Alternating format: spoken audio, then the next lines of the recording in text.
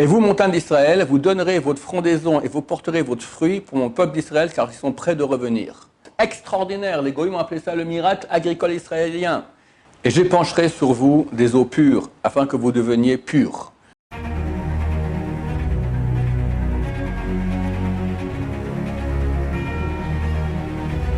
Ce show est dédié pour le Refouachement de Yosef Ben Victoria Bezrat Hashem, et pour la Géoula très rapide du peuple d'Israël, Berachamim, avec beaucoup de miséricorde. Dernièrement, dans mes cours, j'ai cité très souvent Yechezkel 36. Contrairement aux autres religions qui parlent au cœur et à la foi, nous on parle à la raison. Et on dit, on ne peut pas pratiquer une religion parce qu'elle est belle, ou parce qu'elle est intéressante, ou parce qu'on y croit. Parce qu'on peut se tromper. On doit pratiquer une religion parce qu'elle est vraie. Or, vrai, ce n'est pas une question de croyance, c'est une question de preuve, de raisonnement. Alors, j'ai fait 2 cours dans ce sens-là, qui prouvent par A plus B la véracité divine de la Torah. Un s'appelle la preuve irréfutable, et comme son nom l'indique, c'est irréfutable, jusqu'à aujourd'hui, personne n'a réussi à réfuter cela. Et un cours beaucoup plus spectaculaire, qui s'appelle Germamia. Voilà, normalement, quelqu'un voit ces 2 cours, c'est fini, c'est que la Torah est d'origine divine. Néanmoins, c'est long.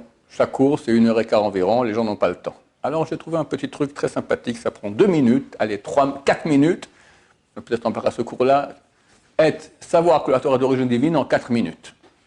Alors, c'est un prophète Yechezkel, qui tous sont d'accord et vivait il y a 2500 ans, qui raconte l'actualité de façon tellement claire que c'est impossible qu'un être humain écrit une chose pareille. Alors, vous le prenez, alors ce chapitre 36, je vais vous le lire, mais pas dans l'ordre, parce que sinon on ne comprend pas une partie qui est avant une autre partie. Mais ça ne fait rien, ça ne change rien au fait que c'est écrit, et on comprend, même dans le désordre, que c'est écrit dans le désordre.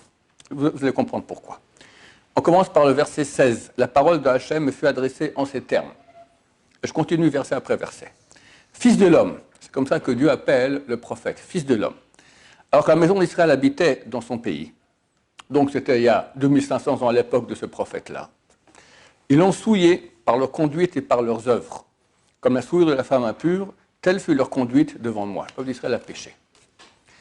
J'ai donc répandu mon courroux sur eux à cause du sang qu'ils ont répandu sur la terre. Il y avait beaucoup d'assassinats, à des idoles infâmes dont ils ont souillé. Il y avait beaucoup d'idolâtrie. Et qu'est-ce qui fait Dieu dans son courroux? Et je les ai dispersés parmi les nations, disséminés dans les pays, selon leur conduite et selon leur œuvre, je les ai jugés. Donc Dieu juge, ok les chers juifs, raus, comme on dit en bon français, dehors de la terre d'Israël, vous êtes éparpillés dans le monde entier. C'est phénoménal. Aujourd'hui, il y a mondialité, tout le monde est un peu partout. Mais à l'époque, ça n'existait pas un peuple qui se trouve partout. Dans tous les pays.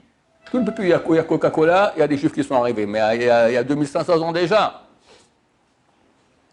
Mais, arrivés chez les nations, où ils devaient venir, ils ont déconsidéré mon saint nom. Par ce fait qu'on disait d'eux, ces gens sont le peuple de Hachem, et c'est de son pays qu'ils sont sortis. Nous, on est le peuple d'Hachem. C'est connu. Même dans le nom Yehudi, tu as le nom de Dieu. Tu prends Yehou, après le Dalet, tu mets le Yud dedans, ça fait le nom de Dieu, Yud Kevavki, qu'on ne peut pas prononcer. Alors les gens savaient cela. Et oui, mais qu'est-ce qu'il fait ici, ce type-là? Il est en Suède, en Norvège, à Paris, à Easter, d'accord, au Maroc. Qu'est-ce qu'il fait ici, celui-là? Donc les gens ont commencé à déconsidérer le nom de Dieu. Dire, bah, il n'est pas aussi fortiche, votre Dieu. À Dieu ne plaise. Alors je me suis ému pour mon saint nom, qu'avait déconsidéré la maison d'Israël parmi les nations où ils étaient venus. À cause de vous, on souille mon saint nom. Moi, on me critique. Aussi, dit à la maison d'Israël, ainsi par le Seigneur Dieu, ce n'est pas à cause de vous que j'agis, maison d'Israël, mais bien pour mon saint nom, que vous avez déconsidéré parmi les nations où vous êtes venus. Je vais agir maintenant, et je vous ramener en terre d'Israël, mais pas pour vous, pour mon nom à moi. Je sanctifierai mon grand nom qui a été outragé parmi les nations, que vous-même avez outragé parmi elles, et les nations sauront que je suis Hachem. Déclaration du Seigneur Dieu, quand je me sanctifierai par vous à leurs yeux. Donc c'est clair. Dieu nous a amenés en terre d'Israël, à l'époque de Moïse, Joshua, et on était là pendant 1100 ans environ, on s'est mal comporté, foutu dehors, parmi les nations presque 2500 ans, 2 exils, mais en tout cas la majorité des Juifs depuis 2500 ans habitent hors de la terre d'Israël, et Dieu dit halte, à cause de vous, on souille mon nom. Qu'est-ce qu'il fait? Chapitre 24. Je vous retirerai d'entre les nations. Je vous rassemblerai de tous les pays et vous ramènerai sur votre sol. C'est ce mouvement extraordinaire qu'on a vu, qu'on appelait sionisme, d'accord, mais il est écrit par les prophètes il y a 2500 ans. Et là, je reviens au début du chapitre, verset 8. Et on va voir que tout le programme qu'on a vécu le dernier siècle est écrit tout bêtement. En 4 minutes, on sait que la Torah est d'origine divine. Et vous, montagnes d'Israël, vous donnerez votre frondaison et vous porterez votre fruit pour mon peuple d'Israël, car ils sont prêts de revenir. La terre d'Israël est une terre fertile dans laquelle coule le lait et le miel. Mais pendant l'occupation arabe, pendant les 2000 ans, on était absent, c'est devenu vide, un vrai désert. Un vrai désert, rien. Le peuple d'Israël doit bientôt revenir. La terre d'Israël donne ses fruits de façon abondante, extraordinaire. Les goïms ont appelé ça le miracle agricole israélien. Les plus grands agronomes mondiaux aujourd'hui, c'est des Israéliens, parce qu'ils savent très bien comment faire du désert un jardin potager. Car me voici venir vers vous. Je me tournerai de votre côté, et vous serez cultivés et ensemencés. Je multiplierai sur vous la population de la maison d'Israël tout entière, les villes seront repeuplées et les ruines rebâties. Aujourd'hui, il y a des Baruch Hashem, des centaines de villes israéliennes qui sont rebâties, très souvent sur les ruines de villes qui existaient dans l'Antiquité, ou avec des noms de villes de l'Antiquité. Et on s'est multiplié. Lors de la création de l'État, il y a bientôt, combien ça fera bientôt 80 ans, on était 600 000 juifs. Aujourd'hui, on est au moins 10 fois plus, et peut-être plus que 10 fois plus. Je multiplierai sur vous hommes et bêtes, et ils foisonneront et fructifieront. Je vous repeuplerai comme dans les temps d'autrefois, et je vous ferai plus de bien qu'à vos débuts. Vous saurez ainsi que je suis Hachem, celui qui a les yeux qui ne sont pas bouchés, il voit. C'est extraordinaire, ce retour d'Israël en terre d'Israël, phénoménal, ça n'a aucune explication, c'est complètement miraculeux, alors qu'on est entouré d'ennemis qui veulent notre fin. Je ferai circuler sur vous des hommes, mon peuple d'Israël, ils reprendront possession de toi. Donc on voit que ce texte était écrit avant que ce que j'ai écrit, il parle après qu'on l'a quitté.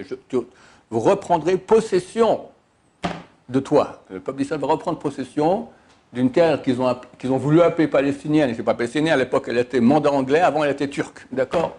On reprend possession, et tu seras leur héritage, et tu ne continueras plus à les décimer. La terre d'Israël qui avait décimé à l'époque de la destruction du temple, on a quitté la terre, ça n'allait pas, on était décimé ici, elle va arrêter de décimer. On reprend au verset 25. Et j'épancherai sur vous des eaux pures, afin que vous deveniez purs.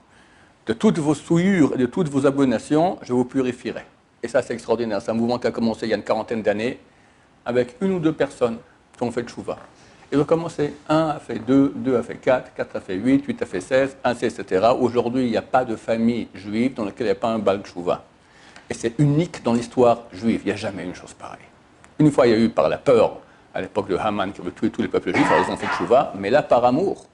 C'est phénoménal. Partout, partout, partout, il y a des juifs, il y en a qui reviennent. C'est complètement bizarre, anormal. Un type, il n'avait rien à voir. Tac, tout coup, il se réveille, il commence à pratiquer. Les gens de famille, non, mais t'es devenu fou. Ouais, ouais. Et il était piqué par Hachem, Baruch Hachem, en bien. J'épancherai sur vous des eaux pures. Tu as été touché par ces eaux pures. Je vous donnerai un cœur nouveau. Et je vous inspirerai un esprit nouveau. J'enlèverai le corps de pierre de votre sein et je vous donnerai un cœur de chair.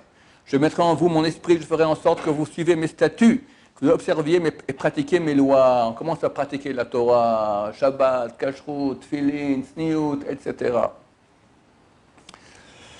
Vous demeurez dans le pays que j'ai donné à vos pères, vous serez pour moi un peuple et moi je serai pour vous un Dieu. On y est, très bientôt ça sera la consécration totale avec Mashiach qui arrive. Je défie qui que ce soit au monde de me dire comment un être humain peut écrire une chose pareille il y a 2500 ans et non le voit de nos yeux. Ces points-là, c'était impossible de les connaître il y a 2500 ans. Et se réalisent sous nos yeux de façon tout à fait anormale. Anormale. Il n'y a rien de normal là-dedans. Et ça a été non seulement réalisé, mais prévu à l'avance. Voilà. Baruch Adonai, l'olam, amen va amen.